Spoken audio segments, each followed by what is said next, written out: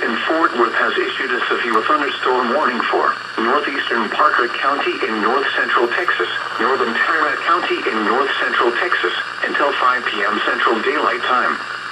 At 4:05 p.m. Central Daylight Time, a severe thunderstorm was located near Azle, moving northeast at 30 miles per hour.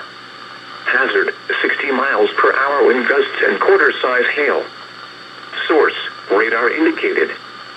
Impact, hail damage to vehicles is expected. Expect wind damage to roofs, siding, and trees.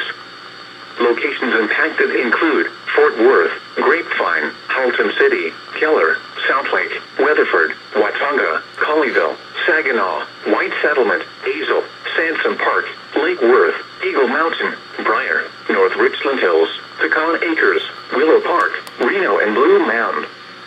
For your protection, get inside a sturdy structure and stay away from windows. If on or near Eagle Mountain Lake or Lake Worth, get away from the water and move indoors or inside a vehicle. Do not be caught on the water in a thunderstorm. High winds and waves can capsize boats. A tornado watch remains in effect until 10 p.m. Central Daylight Time for north central Texas.